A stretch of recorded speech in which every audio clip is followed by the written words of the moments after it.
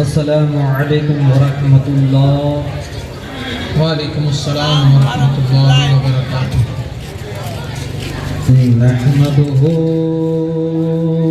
व नुसल्ली अला रसूलिहिल करीम।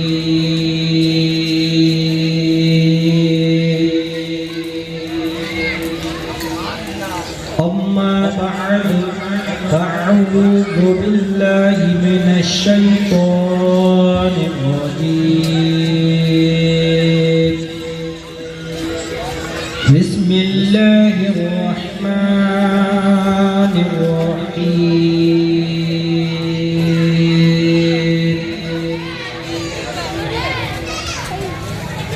या अय्युहल्लज़ीना आमनू इत्तक़ुल्लाहा व कूनू मअस-सादिक़ीन।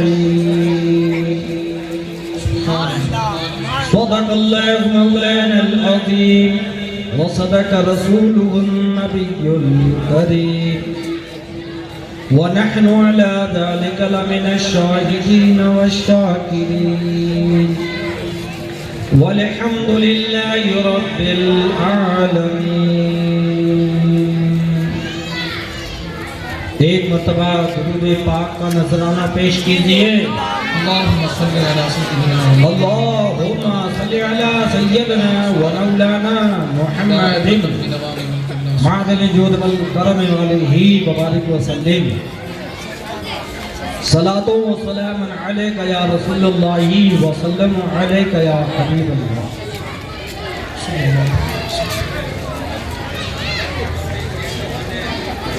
पीरों के पीर हो, मीरों के मीर हो,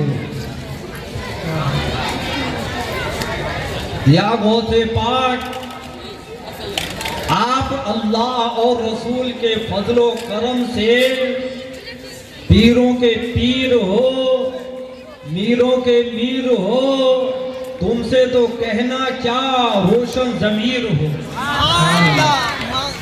गम का अंधेरा छठे ऐसी तनवीर हो, गम का अंधेरा छठे ऐसी तनवीर हो, फैज तुम्हारा हो मेरी तकदीर हो। बिरादरान मिल्लत वक्त की है किल्लत, इसलिए थोड़े से वक्त के अंदर हम अल्लाह वालों से अकीदत रखते हैं, इसलिए अकीदत की बात करनी है। अल्लाह और अल्लाह के प्यारों से मोहब्बत करते हैं, इसलिए मोहब्बत की बात करनी है। गुलशने विलायत के महकते हुए फूल की बात करनी है। सुन्नी हूँ इसलिए सुन्नियत के उसूल की बात करनी है। मुझे बात करनी है और आपको बात सुननी है। अभी अभी मैंने 11वीं शरीक के महीने में 11वीं वाले पीर का जिक्र करने के लिए 11वें पारे की आयत की तिलावत का शर्फ हासिल किया। उसमें अल्लाह तबारक व तआला का फरमाने आलिशान है, या अय्युहल्लज़ीना आमनू इत्तक़ुल्लाहा व कूनू मअस-सादिक़ीन। हे ईमान वालों, अल्लाह से डरो और सच्चों के साथ हो जाओ।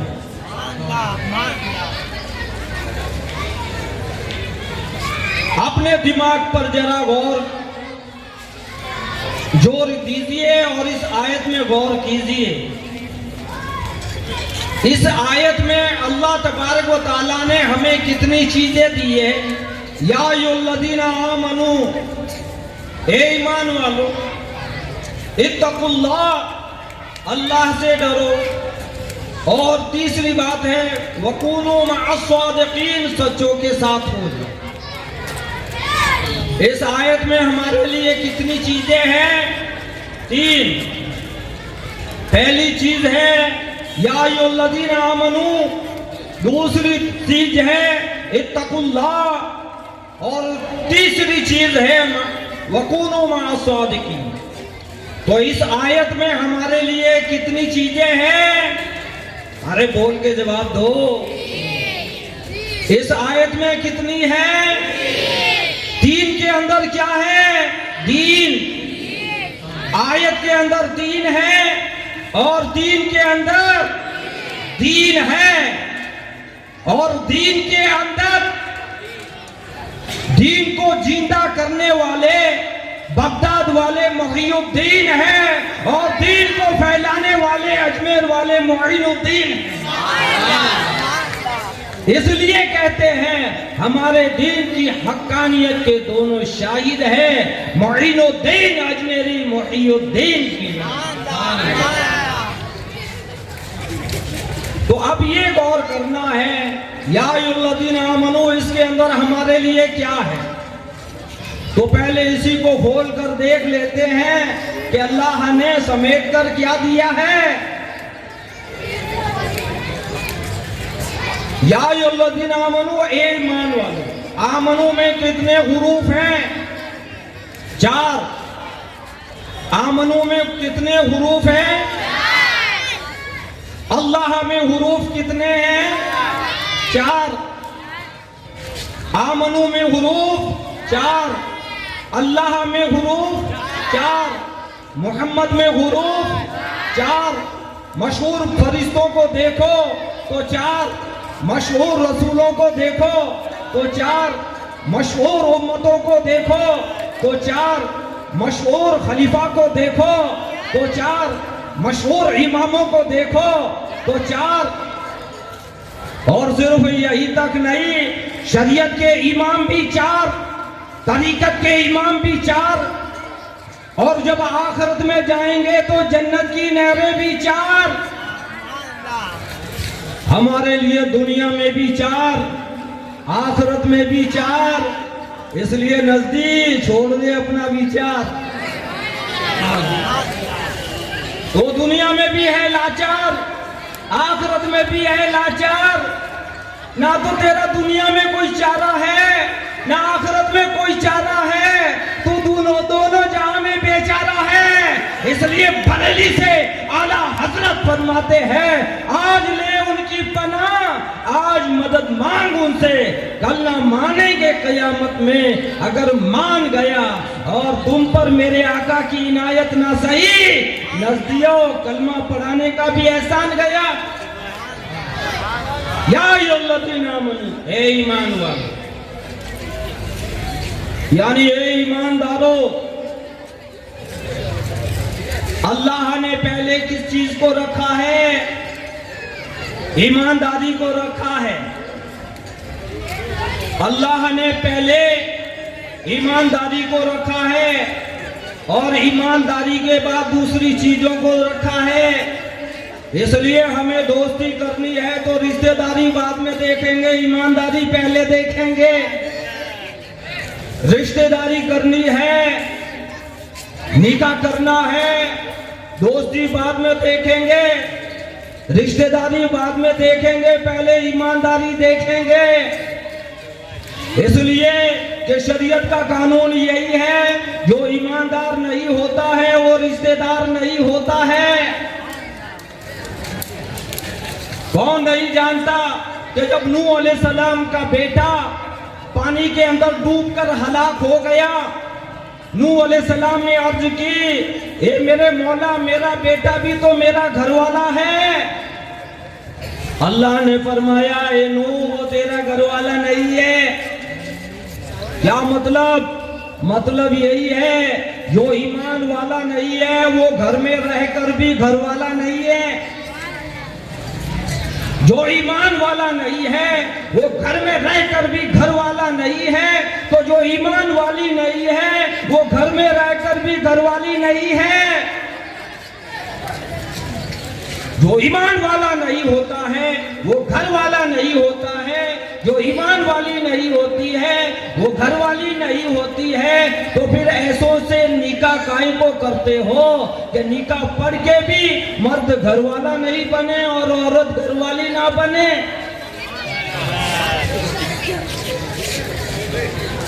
मौसम करीब आ रहा है, इसलिए बातें सुन लो, बड़े जरूरी है। मुझसे मेरे शागिर्द ने पूछा कि वो गैर मुकल्लिफ कह रहा था हमारे ऊपर अल्लाह का करम है, अरे मैंने पूछा कि कर्म की वजह क्या बताई है? कर्म की वजह ये बताई है कि हमारे अंदर लखपति ज्यादा है, करोड़पति ज्यादा है, अरबपति ज्यादा है। मैंने कहा ये कर्म की वजह नहीं है। अगर माल ज्यादा होना कर्म है तो नमरूद के पास माल था, इब्राहिम अलैहिस्सलाम गरीब थे, तो फिर कर्म कहाँ था? मूसा अलैहिस्सलाम गरीब थे, फिरौन के पास माल था, कर्म कहाँ था? तो यही से जाहिर हुआ सिर्फ माल होना कर्म नहीं है। ये तो उन लोगों ने कह दिया हमारे अंदर लखपति ज्यादा है, करोड़पति ज्यादा है, अरबपति ज्यादा है, और हमारे सुन्नियों में पति ज्यादा है। क्योंकि जो ईमानदार नहीं होता है वो लखपति हो सकता है, करोड़पति हो सकता है, अरबपति हो सकता है, किसी औरत का पति नहीं हो सकता।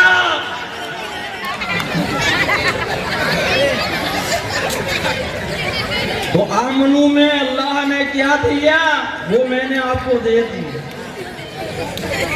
अब चलो इत्तकुल्लाह, अल्लाह से डरो। जो अल्लाह से डरेंगे वो नाफरमानियां छोड़ देंगे, फरमाबरदार हो जाएंगे। अब तमाम नेक अमाल कर लिए, अब कोई अपने नेक अमाल पर घमंड ना कर ले। अल्लाह ने फरमाया वकूनू मअस-सादिकीन, सच्चों के साथ हो जाओ। मैं भी गौर करने लग गया, साथ होने से क्या फायदा। तो एक मर्तबा हमने चीरगढ़ वाले साबिर टीटी के साथ ट्रेन में सफर किया, मैं और कारी उस्मान गनी ने।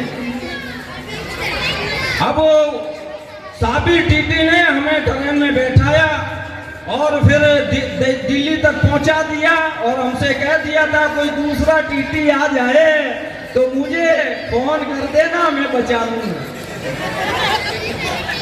अब हमें दिल्ली पहुंचा दिया और वापस यहाँ लेकर आ गए, तो मैं समझ गया कि साथ होने का ये फायदा है।